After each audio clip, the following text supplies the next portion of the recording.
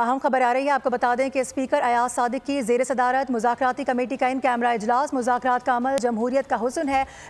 Speaker قومی assembly کی جانب سے کہا گیا، حکومت اور اپوزیشن کا مل بیٹھنا جمہوریت کو مضبوط بنائے گا۔ سردار ایاز صادق کہتے ہیں، بطور عوامی نمائندے ہم نے عوام کے مسائل کا حل تلاش کرنا ہے۔ ملک کی معاشی ترقی کا دار و مدار سیاسی استحکام سے جڑا ہوا ہے۔ کہا کہ موجودہ صورتحال سیاسی ہم آہنگی کو فروغ دینے کا تقاضا کرتی ہے۔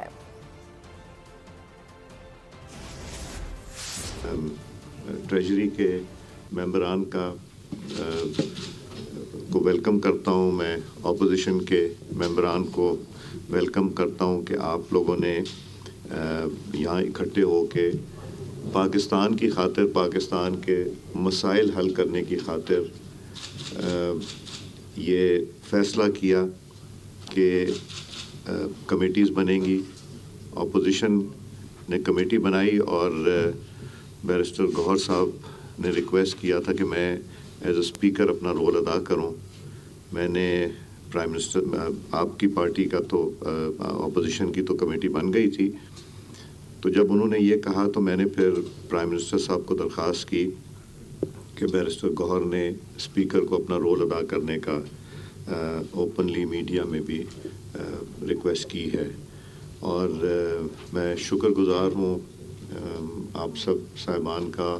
آپ کے لیڈرشپ کا، جنہوں نے وقت ضائع کیے بغیر یہ کمیٹی فارم کر دی، اور میرا خیال ہے کہ اس نیگوسیشن کی سیریسنس اس کمیٹی کی سینیورٹی سے نظر آتی ہے کہ سب بہت سینئر ممبران تشریف رکھتے ہیں۔ آپ کی کمیٹی میں بھی سینئر ممبران ہیں، اور میں امید رکھتا ہوں کہ ہم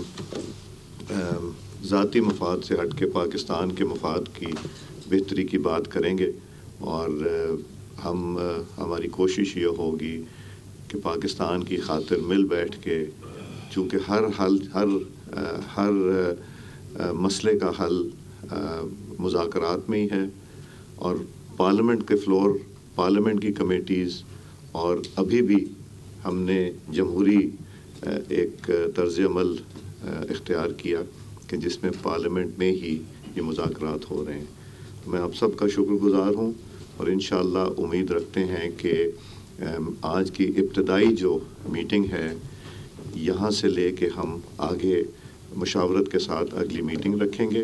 میں تاخیر نہیں کرنا چاہتا تھا پہلی میٹنگ میں، کہ پہلی میٹنگ تاخیر سے شروع ہو، تو اسی لیے یہ کل دوپہر کوئی اطلاعیں کرنی شروع کر دی تھیں کہ کم از کم پہلی میٹنگ فوراً رکھی جائے۔ میں اللہ تعالیٰ سے دعا یہی ہے کہ جو پاکستان کے لیے بہتر ہے، جو ہم سب کے لیے بہتر ہے، جمہوریت کے لیے بہتر ہے، اس میں اللہ تعالیٰ ہمیں کامیابی دے۔ سبسکرائب کریں اور بیل دبائیں تاکہ کوئی خبر رہ نہ جائے۔